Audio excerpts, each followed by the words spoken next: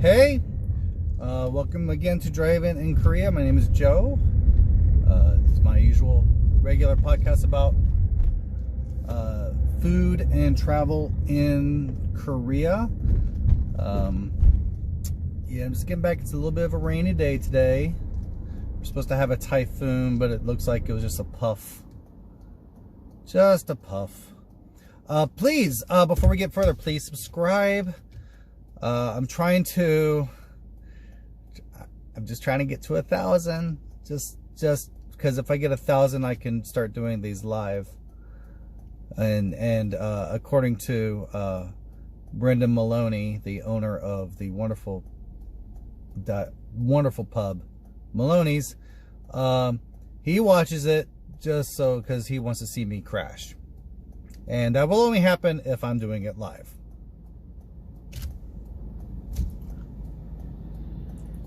So I recently got a question. So please leave questions in the comments about food or travel in Korea. A comment from Jeewon Lee says she and her husband are planning to come to Seoul in November or December, and her husband's planning to drive in Seoul. I know a lot of people live here go, oh no. I'll tell you this. I'll tell you my story. Of course, I've lived here 15 years. And when I first moved here, I saw the traffic. And, when my friend Brant says stop signs are merely a suggestion, a lot of traffic signals are merely suggestions. It's much better than it used to be back then.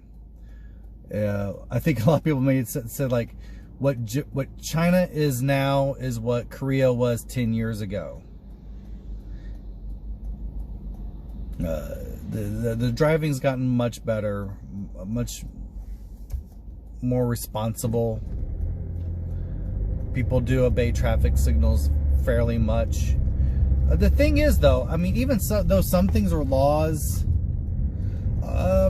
people aren't really aware of them. Like, it is a law that you are supposed to stop for pedestrians at a crosswalk, but a lot of people are not aware that that's the rule, that's the law.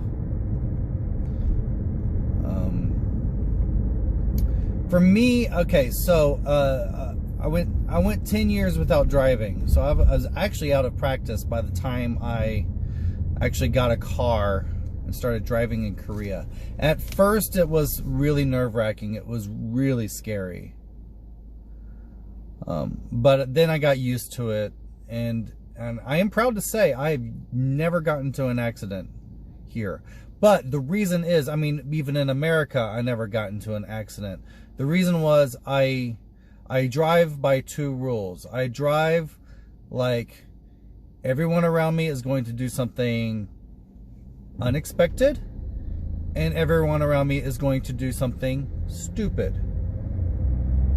You drive with those two concepts in mind, and you have a sense of awareness around you, you will do well. I mean, use your mirrors. Always be aware of your surroundings. Driving in Seoul. Now, I live on the outskirts. I used to live in Anyang. Now I live in Gimpo. And I drive into Seoul. But I try not to drive into the city itself. Not because of the traffic, but because of the parking. The parking is not fun. It's hard to find the parking, and it's very expensive.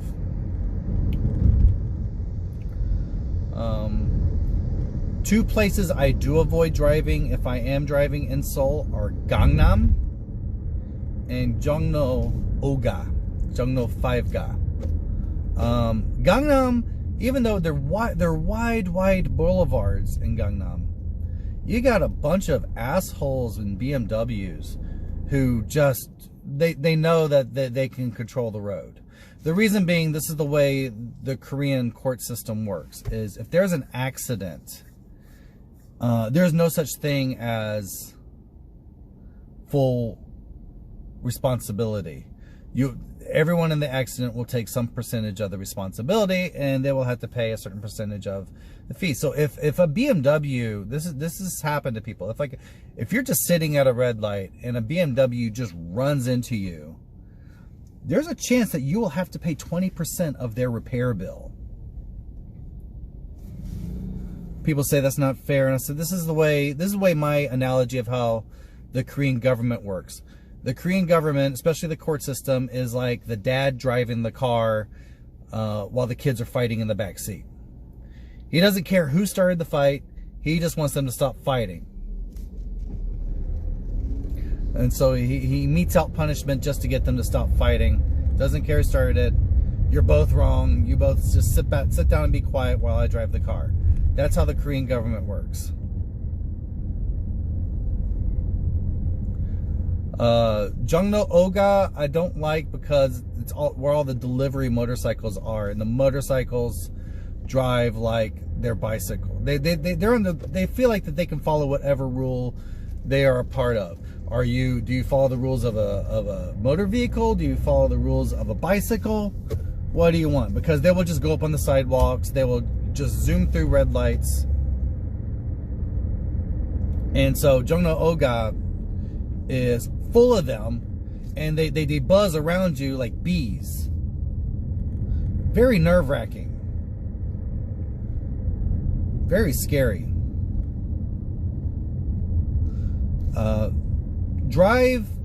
Basically I would say if you're used to driving in the US, especially if you're used to driving in a city, I really compare driving in Seoul to driving in Atlanta.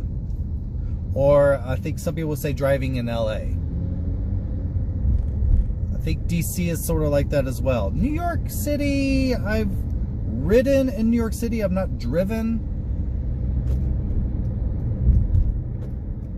But it's it's not as gridlocked as New York City is. We do have fairly good traffic flow. One thing, like what I'm doing right now, is a lot of intersections. If you go on the left side, you will pass through the red light. You won't have to wait for the red light. You just zoom right through. You go underground. I think that's good civic engineering right there. I wish they would introduce that in that game, Cities. The new Sim City game. Some things that are hard to find. Okay. So one thing, there is English everywhere. For some reason, Korean highway signs have the same symbol that U.S. highway signs have, even though, I mean, it's like the U.S. crest. I don't know why Korean signs have the American crest on them for interstate. It's the same as interstate signs. They all have English. Only some small instructional signs are in Korean only. You won't need to know them. Always watch for people shifting lanes without signaling. The worst offenders, I'll say on the list of worst offenders, from worst to mildly annoying. Worst offenders are bongo trucks, the blue pickup trucks.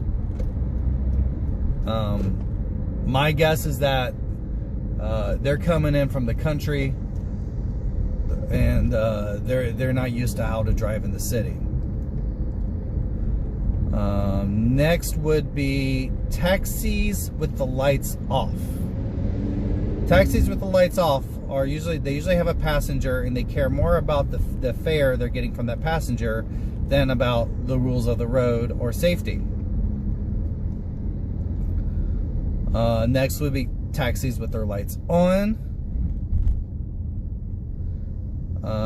Then buses.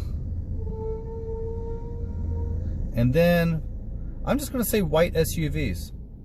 For some reason, white SUVs just tend to, for one thing, they park like assholes. I don't get why anyone would have an SUV in Seoul. It's the dumbest vehicle to have. I mean, it doesn't give you much more room than a sedan does. I used to rent SUVs, and I never could pack much more in an SUV than I could in a sedan. They're gas guzzlers, and they're hell to park in a city where parking space is so freaking narrow. And they give you a false sense of security because they're rollover machines. So I find SUVs to be really dumb. I know some of my good friends have SUVs. Sorry, guys. I find them to be really idiotic machines to have in Seoul. But it tends to be like people who have SUVs tend to be fairly inconsiderate drivers and inconsiderate parkers. And then next to that would be people with foreign cars. I mean, and by foreign cars, I mean non-Korean cars. Usually BMWs, Lexus. You won't see many people with Hondas or Toyotas. Especially these days with the boycott going on. They're covering up their logos.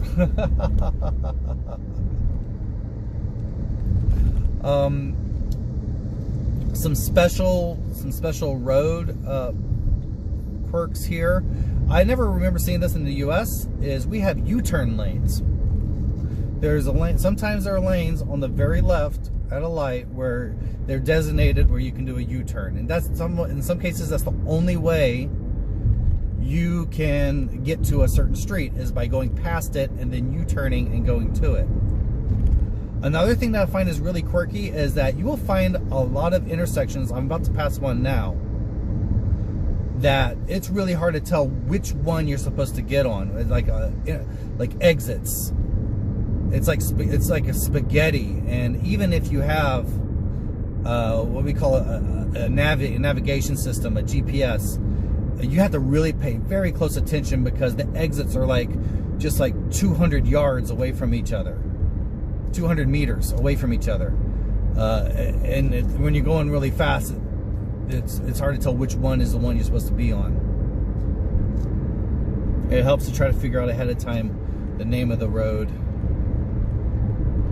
I'm trying to think of other quirks we have.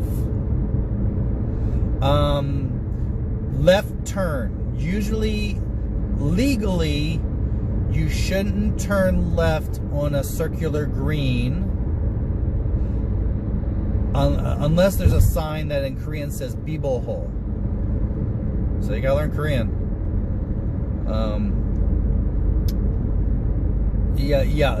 Most traffic lights will have a left turn arrow. If the light does not have a left turn arrow, then yes, of course you can turn left on circular green. But in many cases, it's illegal to turn left on circular green unless it says biboho, which means if it's clear, you can go.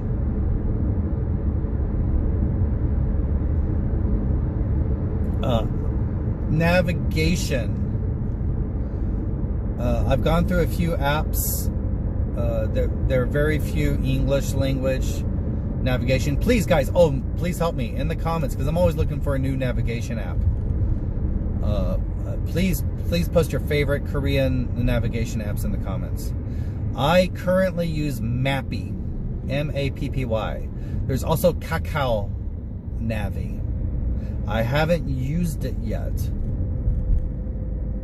The most annoying thing about all the apps is I want to turn off the voice, because they are very talkative. And on Mappy, they keep changing where the mute button is. That is a little annoying. But actually, using those apps is not too hard if you don't read Korean. It does help to learn how to read some Korean. I learned how to read Korean in 2 hours. It's pretty easy. So try to learn Korean. Try to learn how to read before you come here. Because you're going to have to type addresses in Korean. They're not really English friendly for typing addresses. One trick. I was going to say one trick is to find it on Google and then copy and paste it, but that doesn't always work either. People say Google Maps doesn't work here. It sort of does. It doesn't have all the features it does outside of Korea, like turn by turn. But what I like about using Google Maps is it's much more forgiving when it comes to search terms. You don't have to type it exactly right. It'll try to figure out what you're looking for. Naver and Kakao don't. They're pretty strict. Down maps.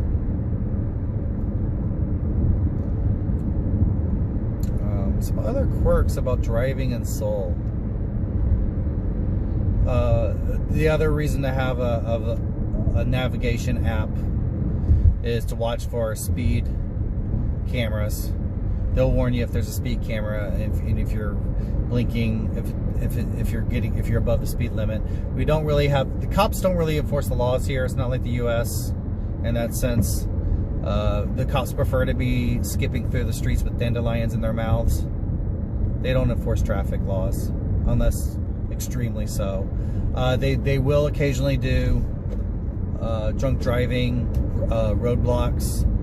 Be careful with drunk driving here. We've just changed the drunk driving law, so basically one beer will get you over the limit.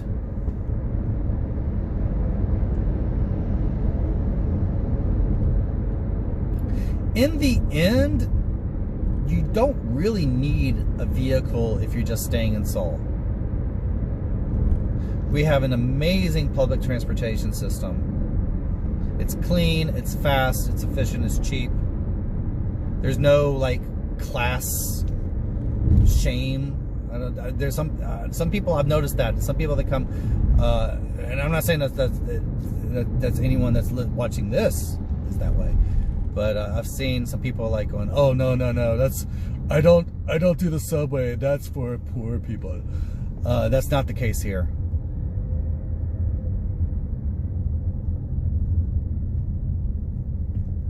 Everyone uses the subway here, rich and poor.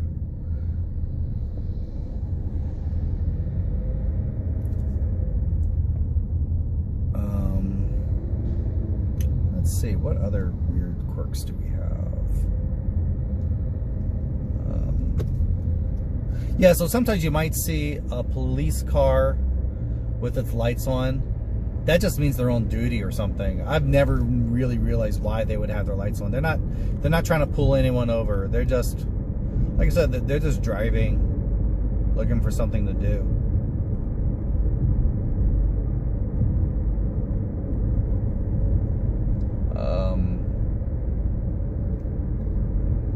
Oh, bus lanes. Stay out of bus lanes. Okay, so these are errors I've made. I've gotten in trouble for speeding. Only reason is sometimes the speed limit will drop all of a sudden because there's a school zone that you're unaware of. So that's another reason to have those GPS apps ready. Also, the blue bus lanes. Stay out of those blue bus lanes. Stay out of those. Especially if the blue lines are solid, not dotted. They're very dangerous to be in, and you could get a ticket. You could get a fine for driving in the bus lane. That's only if the lines are blue. You need to worry about that. Always watch out for that. Always watch out for cars running red lights when you're turning.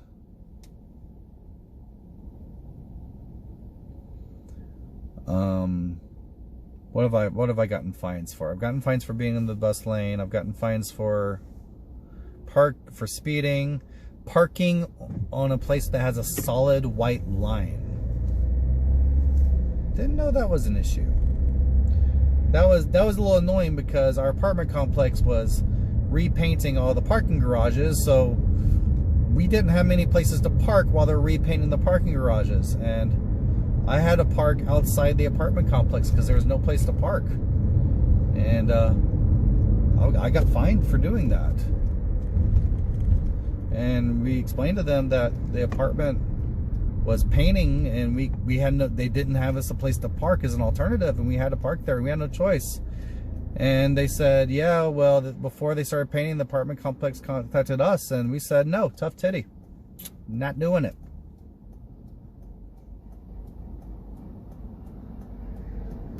So, yeah, well, that's the city of Gimpo. The city of Gimpo is pretty funny about that.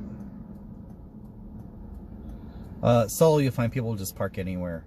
I'm sorry, I'm guilty of that too. I've been in situations, especially in Gangnam.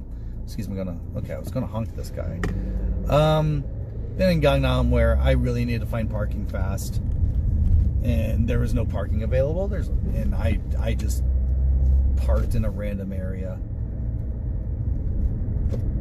I'm bad that way sometimes. I try not to do that.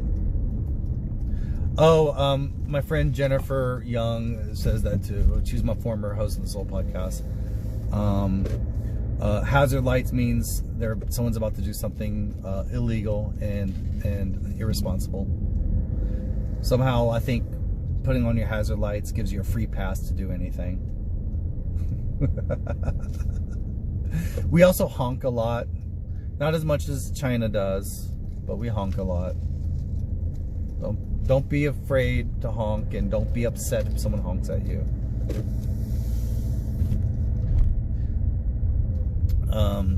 I hope that helps. I hope that helps. And that driving here is really good. There's some ways it's actually way more advanced than the U.S. is. If you go into a modern parking garage, like I am in right now, I'm at Emart Traders. They have lights above the parking spaces telling you if it's green that parking space is free.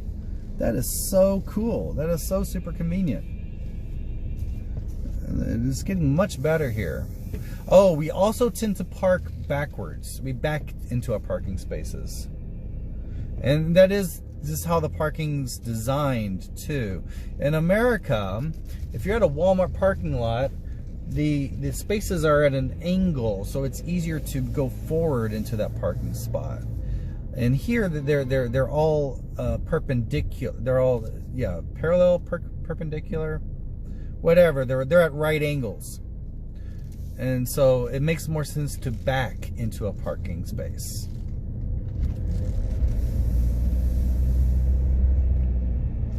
I believe that's all I have for now. I'm sure there are some other things. I'll try to, if I think of more things, I'll bring them up in a future video. Seeing if I have a space right now. Let's see. Oh my, and it's just a Wednesday afternoon. Shouldn't be that crowded. Oh, it says there's one space down here. So there is. All right. See, there are signs like telling you how many spaces are on each row. Love this country. Yeah, people didn't think I could do a positive video. All right, guys. Thank you. Until next time. 안녕히 계세요.